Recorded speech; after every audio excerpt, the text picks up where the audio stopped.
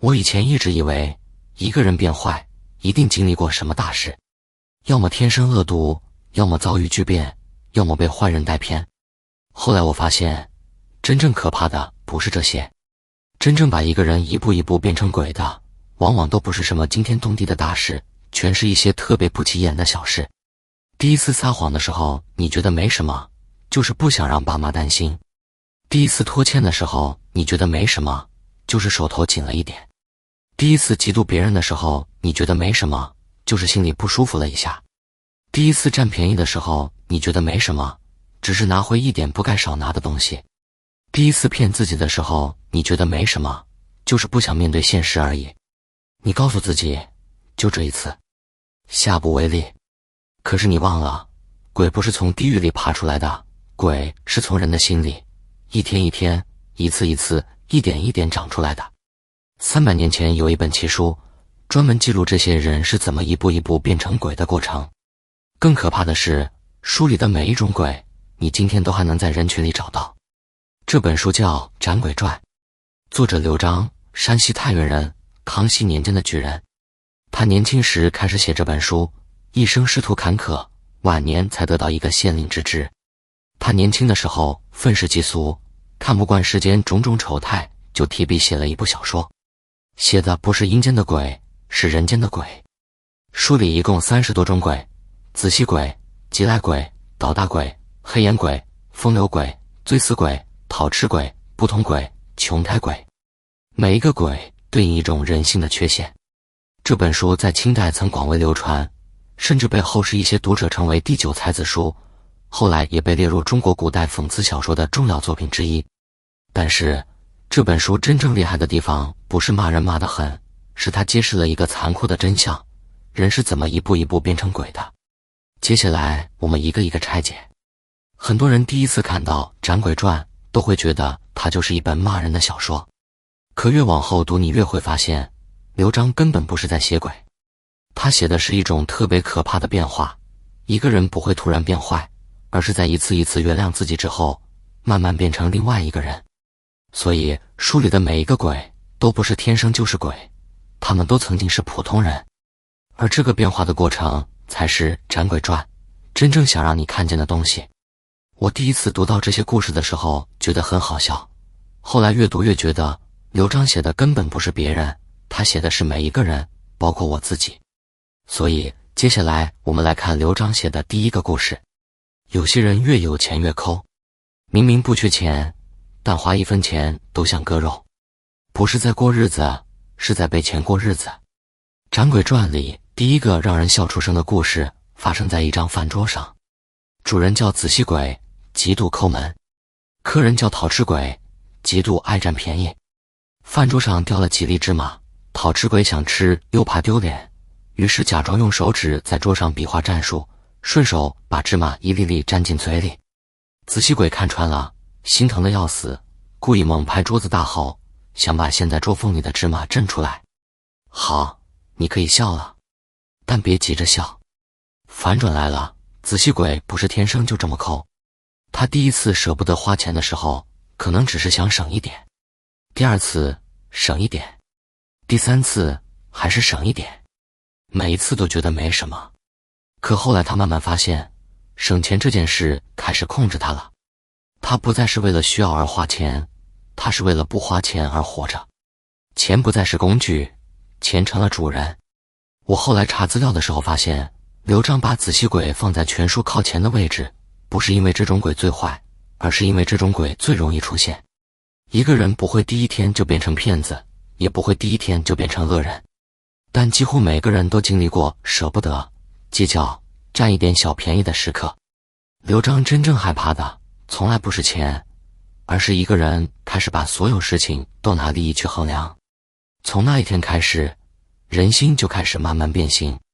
书中写道，仔细鬼一生牵令，只顾自己打算，连芝麻粒大的好处都不肯放过。刘璋借这个鬼说的不是一个人多么小气，而是一种极度匮乏的心理状态。他拥有了财富，却永远活在不够的恐惧里。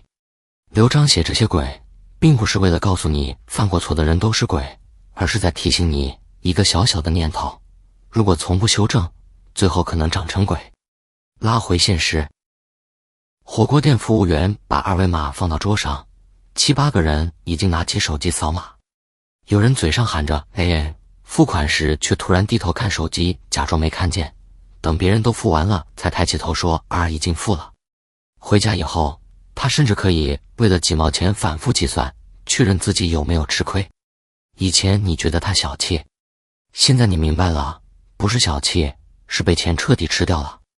真正可怕的不是节省，而是一个人明明拥有，却永远活在匮乏的恐惧里。一个人最大的贫穷，不是账户没有钱，而是已经失去了花钱的自由。斩子吸鬼可以分3步。第1步，承认钱是工具而不是目的。每次花钱之前问自己，这笔交易是用钱换自由，还是用自由换钱？第2步，每个月固定留出一笔浪费额度，专门用来买那些让你开心但不一定实用的小东西，重新训练自己花钱的松弛感。第3步，每次想占一点小便宜的时候，问自己一句，我省下的是钱，还是正在丢掉自己的格局？鬼不是突然长出来的，子吸鬼只是第一次舍不得，后来一次又一次舍不得，最后钱开始拥有它，于是鬼就长出来了。当一个人连自己都开始计算得失，他失去的就不只是慷慨，而是作为人的松弛感。比舍不得花钱更可怕的是把自己也算进去。但刘璋真正狠的地方，是他没有停在嘲笑一个人的小气，他继续往下写，让我们看到一个人被钱控制之后，最后会变成什么样。子吸鬼临死前把儿子叫到床前说，我死之后赶紧把我卖了，别放坏了，放坏了卖不出好价钱。说完死了，过了一会儿又活过来，补了一句，卖的时候别让人家用大秤。确认儿子听清楚了，这才咽气。他儿子果然孝顺，真的把他爹零个碎卖了。反转是什么？子吸鬼不是笑话，他是每一个把钱看得比命还重，比亲情还重的人。他第一次算计的时候，可能只是觉得过日子得精打细算，第2次觉得不能吃亏，第3次觉得谁都靠不住，只有钱靠得住。每一次都觉得自己没错，可最后他连自己都算进去了。活着的时候舍不得吃，舍不得穿，舍不得看病，死了还想着别浪费了这副皮囊。刘璋写子吸鬼的时候，已经不是在骂吝啬了，他在骂一个人把安全感全部寄托在数字上之后，钱越来越多，恐惧反而越来越大。刘璋是在提醒你，当你把所有安全感都绑在钱上，你其实已经不自由了，因为你赚的越多，失去的恐惧就越大。拉回现实，兄弟姐妹4个人为了父母留下的一套老房子打官司打了3年，法庭上互相骂对方不孝顺，不配当儿女。走出法院，谁也不看谁一眼。有些家庭里，老人临终前留下的不是温情的叮嘱，而是一串存折密码。书中写道，子吸鬼一生牵令，只顾自己打算，临死还怕人使了大秤。刘璋借子吸鬼骂的从来不是节俭，而是人心被钱彻底吃掉之后，连最后一点人味都留不住。他把自己的尸体也算计成了商品，一个连自己都卖的人，还有什么东西是他舍不得的？斩子吸鬼不是让你不要计划未来，真正的问题不是计算，而是计算吞掉了感情。斩子吸鬼也有3步。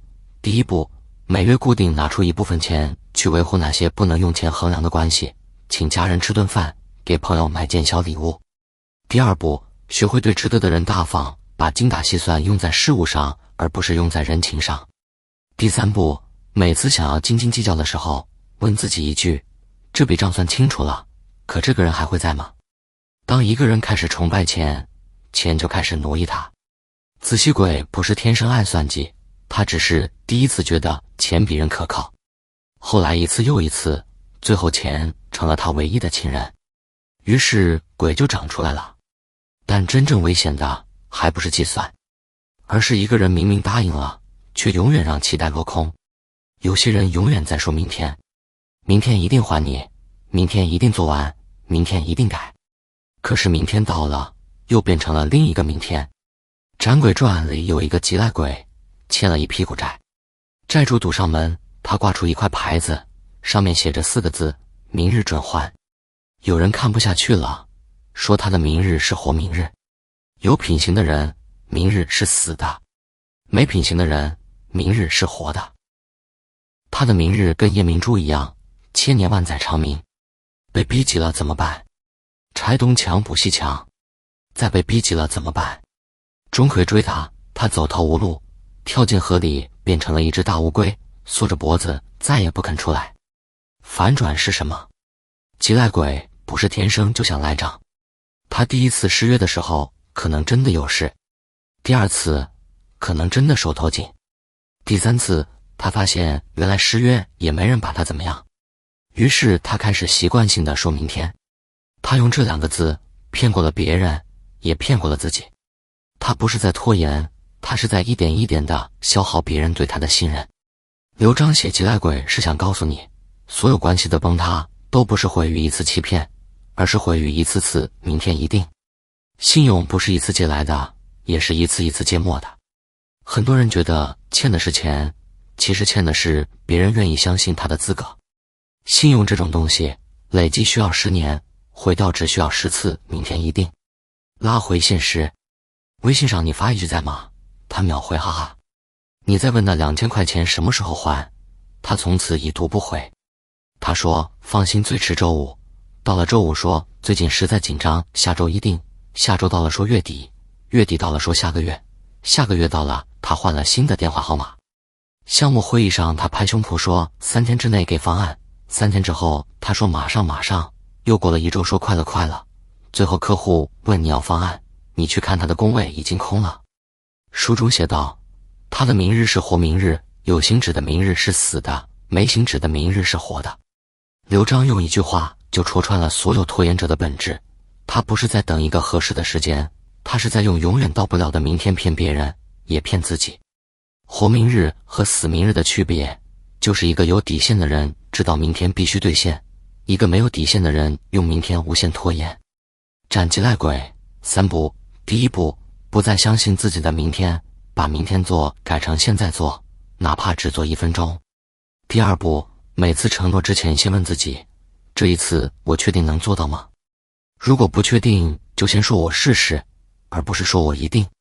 第三步，养成小承诺及时兑现的习惯，借50块钱当天还，答应回消息立刻回，重新训练别人对你的信任。一次失约丢的是一件事，次次失约丢的是整个人。急赖鬼不是第一天就赖账，他只是第一次失约没人追究，后来第2次、第3次，最后连自己都开始相信明天一定，于是鬼就长出来了。可是比拖延更让人窒息的是，明明什么都没有，却要假装拥有一切。比失信更可悲的是，连自己都在骗。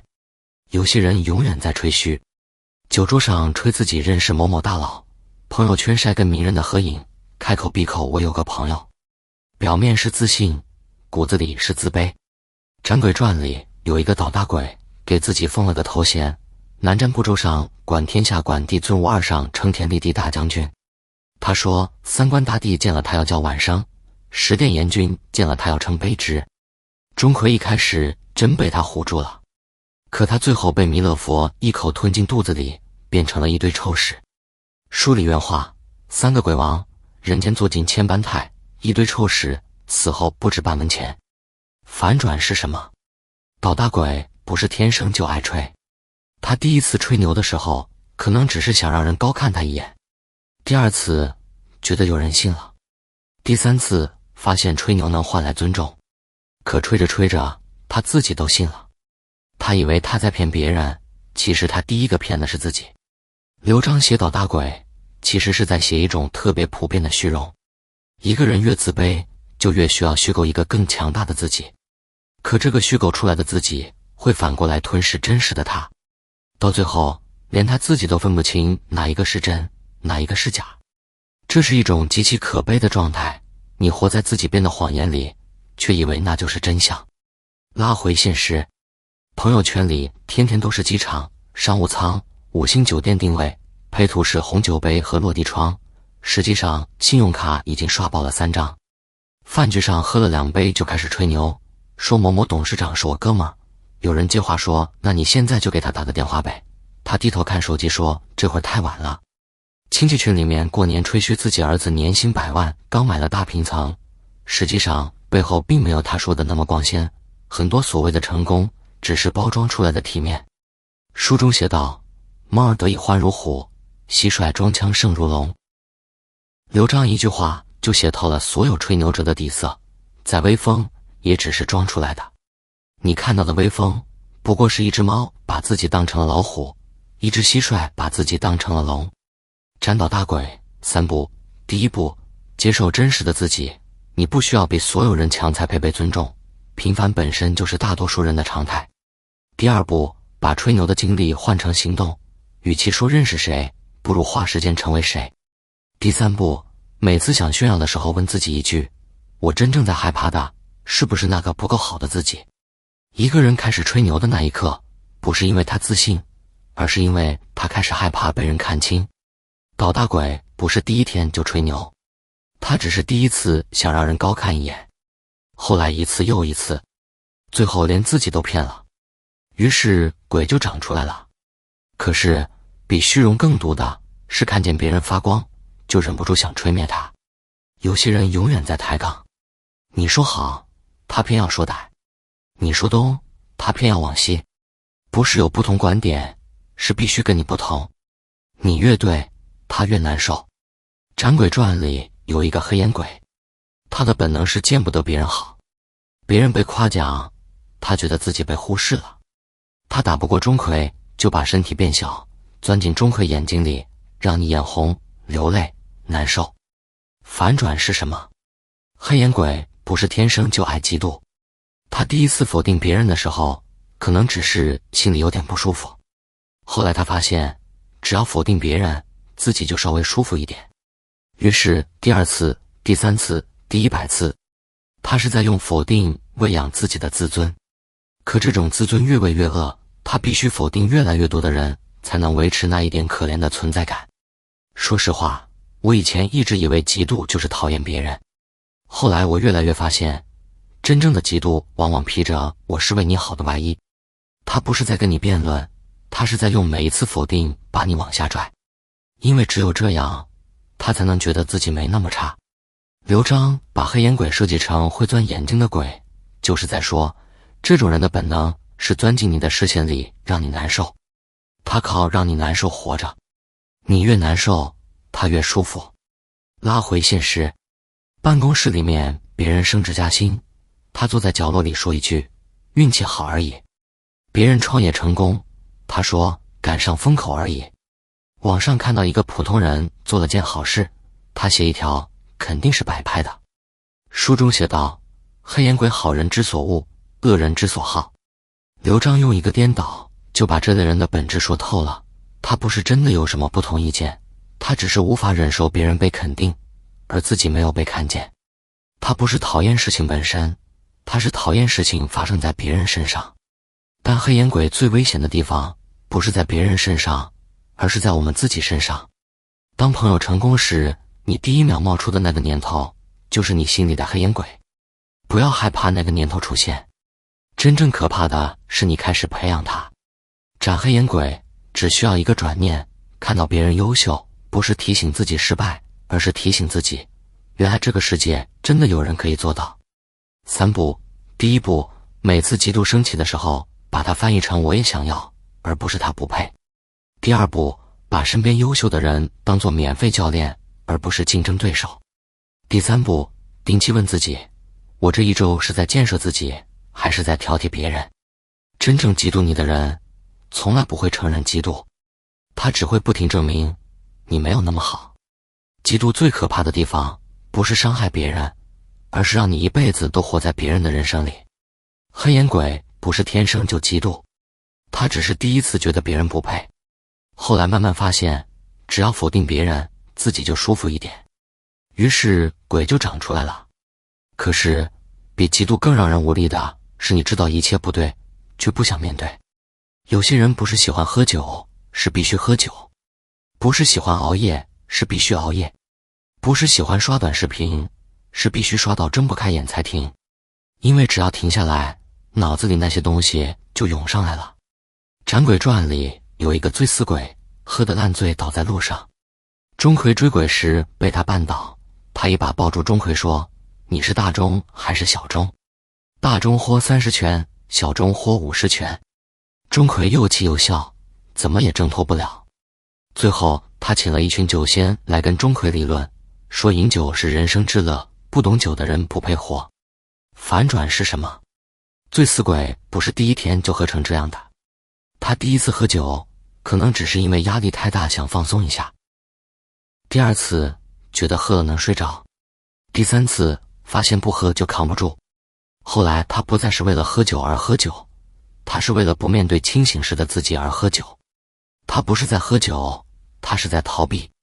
刘璋写醉死鬼写得特别狠，他没有写醉死鬼做错了什么坏事，他就写一个人怎么一步一步把自己惯成一个废人。所有的成瘾都不是突然发生的，都是今天比昨天多一点点，明天比今天再多一点点，等到发现的时候已经回不去了。很多时候让人成瘾的并不只是酒和手机，而是逃避以后那几分钟不用面对现实的轻松。那几分钟的轻松是用整个人生换来的。拉回现实，每天晚上11点躺下，告诉自己今天一定早点睡，拿起手机刷短视频，告诉自己再看5分钟，一抬头凌晨2点45。下班回到家不想说话不想动，坐在车里熄了火就是不上楼，在方向盘前面发呆20分钟。每个周末都说明天要开始锻炼，到了明天说下个星期一定，下个星期到了说等这个月忙完，这个月忙完了发现1年过去了。书中写道，醉死鬼与色中恶鬼约定酒色兼全，却不知酒色最是同享不得。刘璋在这里说的是，任何一种逃避一旦开始和另一种逃避合流，人就会彻底沉下去，再也没有力气浮上来。一个逃避不够，再加一个逃避，人就像被绑了石头沉进水里。斩醉死鬼3步，第一步，承认你在逃避，而不是美化你在放松。第二步，每天给自己15分钟完全不看任何屏幕的安静时间，让头脑慢慢恢复面对现实的能力。第三步，把我不得不改成我选择，用主动的姿态面对生活，而不是用被动的姿态躲避它。所有上瘾本质都不是喜欢，而是不敢清醒。醉死鬼不是第一天就酗酒，他只是第一次想逃避，后来一次又一次，最后不逃避活不下去，于是鬼就长出来了。可是比逃避更深的陷阱是不敢承认自己不行。有些人能力平平，却觉得自己怀才不遇，你指出他的问题，他说你不懂欣赏。他没有任何拿得出手的成就，却坚信自己是天才。不是在骗别人，是在用怀才不遇4个字骗了自己一辈子。《斩鬼传》里有一个不通鬼，写了一首咏华诗，一枝采撷一枝开，谁替东君费剪裁。花匠想从花里住，不然那套许多来。这水平小学生都嫌幼稚，但他觉得自己是天才。别人说他写得不好，他说得修而谤心，到高而毁来，意思是我太优秀了，所以遭人嫉妒。反转是什么？不通鬼不是天生就这么自恋，他第一次被人否定的时候心里很难受，为了不让自己崩溃，他告诉自己是他们不懂我。第二次还是这么想，第三次他已经完全相信了，不是我写的不好，是这个时代配不上我。他活在一个自己编织的幻觉里，越变越真，最后全世界都是错的，只有他是对的。刘璋写不通鬼的时候，其实是在写一种最顽固的自欺。一个人为了保护自己的自尊，可以把自己的无能重新解释成师道不公。这种自欺一开始只是为了让自己好受一点，可编得久了，就连自己都信了。到那时候他就彻底出不来了，因为承认自己不行，就等于否定自己的一生。他宁愿骗自己一辈子，也不愿意面对真相1分钟。拉回现实，同学群里面天天转发自己写的打油诗，别人李杰星地点个赞，他说我这首诗比李白也不差什么。公司里开会，他提了一个方案被否决了，散会以后跟同事说领导根本不懂战略。朋友圈发一张书桌配一杯咖啡，文案写只有耐得住寂寞的人才能配得上伟大的孤独。实际上，那本书他翻了3页就再没打开过。书中写道，不通轨的文章端的是胡言乱语，毫无文理，不通之甚。刘璋用最直白的话骂了最普遍的病。一个人最大的悲剧不是能力不足，而是不知道自己哪里不足。这世上最危险的无知不是不知道，而是不知道自己不知道。一个人一旦不知道自己不知道，他就关上了所有成长的门。斩不通轨最难，因为其他轨伤害别人，不通轨欺骗的是自己。3步，第1步，每年主动找3个比你强的人，请他们当面指出你的问题，哪怕很难听。第2步，把解释换成感谢，别人批评你的时候，先听进去，再判断对不对。第3步，定期问自己，如果我错了会怎样？承认错误不会让你失去尊严，死撑才会。最危险的无知不是不知道，而是不知道自己不知道。不通轨不是第一天就自欺欺人，他只是第一次不敢承认自己不行，后来一次又一次，最后活在自己编织的幻觉里，于是鬼就长出来了。可是比自欺更让人绝望的是，你明明什么都做对了，却活成了最累的那个人。前面那些鬼已经够扎心了，但最后一个才是真正的压轴，不是让人笑不出来，是让人沉默。《斩鬼传》里有一个穷胎鬼，学识不差，品行廉耻尚在，但穷了一辈子。他写了一篇祭千神文，专门祭拜千神。他眼睁睁看着身边那些溜须拍马、偷奸耍滑的人，一个个买房置地，步步高升，而他勤勤恳恳、干干净净，什么都没有。他祭完千神，梦见一个黄衣人对他说，你仁义尚存，廉耻未去，所以千神不肯来。反转是什么？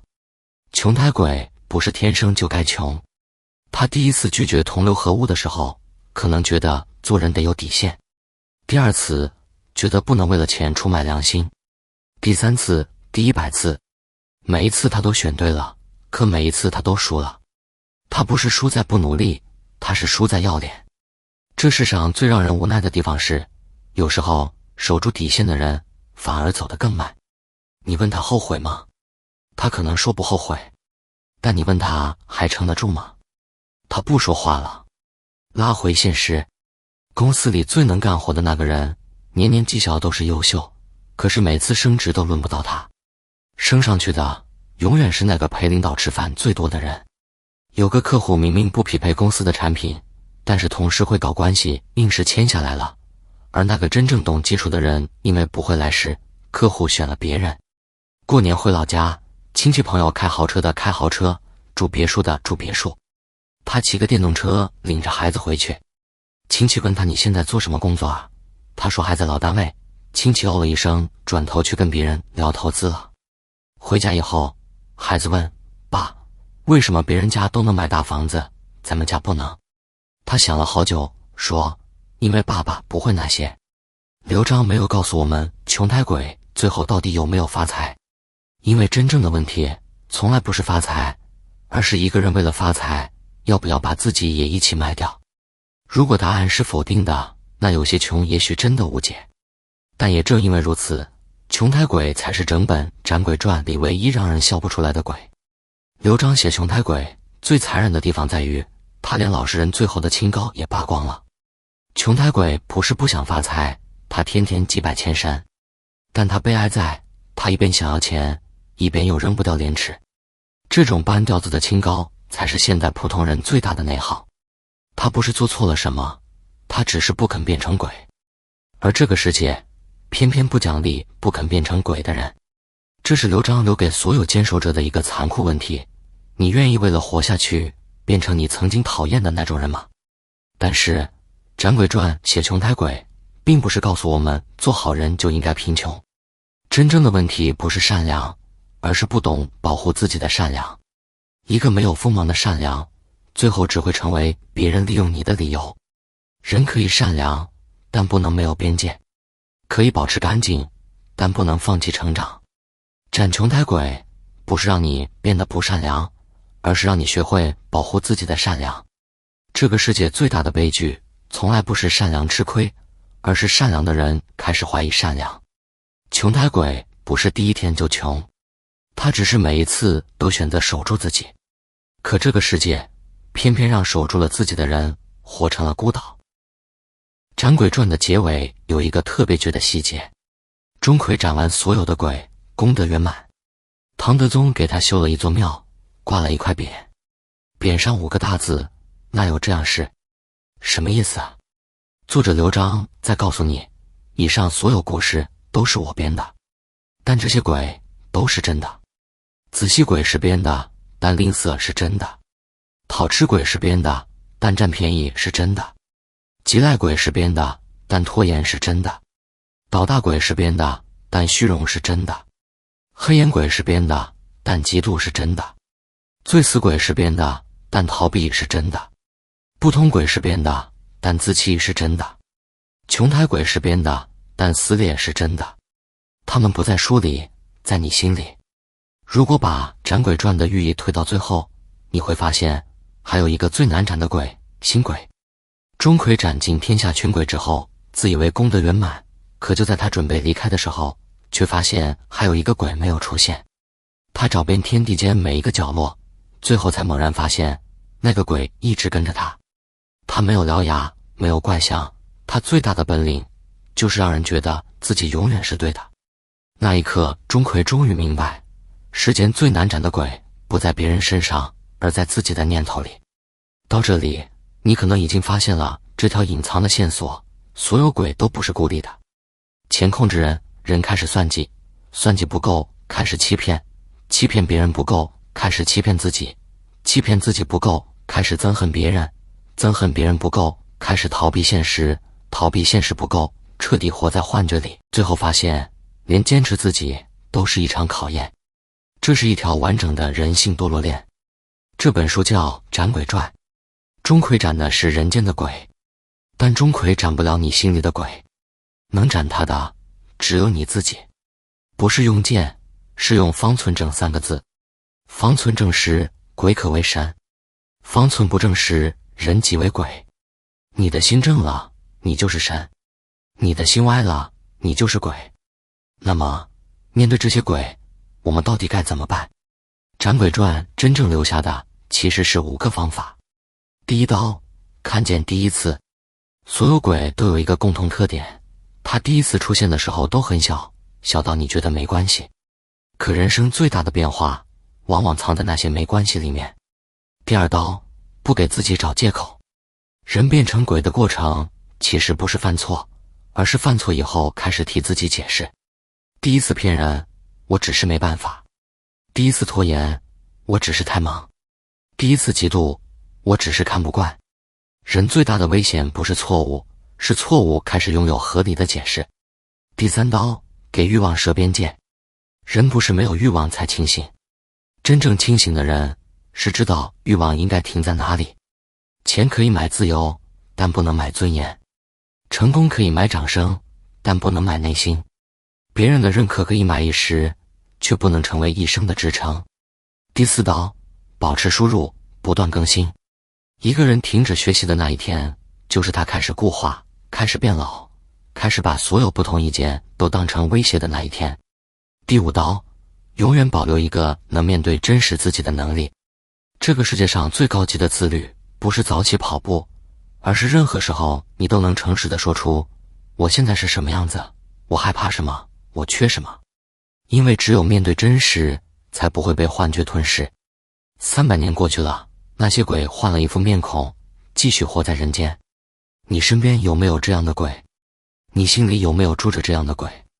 刘璋真正想告诉我们的，不是世间真的有鬼，而是人心中的欲望会慢慢长出一张鬼脸。所以钟馗永远杀不完鬼，因为真正的鬼从来不住在山里，不住在庙里，也不住在阴间，他住在人心。每一次自欺，每一次放纵，每一次嫉妒，都是在为他。等有一天你开始替他说话，你就已经变成了他。还记得视频刚开始我说过的那句话吗？人不会突然变成鬼。现在答案来了。第一次撒谎，第一次拖欠，第一次嫉妒，第一次逃避，第一次原谅自己。每一次都只是一次，可所有的鬼都是从第一次开始的。所以真正要斩的从来不是别人，而是那个总告诉自己就这一次的人。斩鬼传300年前告诉我们的不是世界上有多少鬼，而是每个人心里都住着一个可能长大的鬼。真正的修行不是把别人变好，而是在每一次想放纵、想逃避、想欺骗自己的时候，提醒自己不要让它长大。因为人生最大的胜利不是没有黑暗，而是在黑暗出现的时候你还认得自己。人不会突然变成鬼，每一次放纵，每一次逃避，每一次自欺，都是在喂养心里的鬼。等他长大了，你就成了他。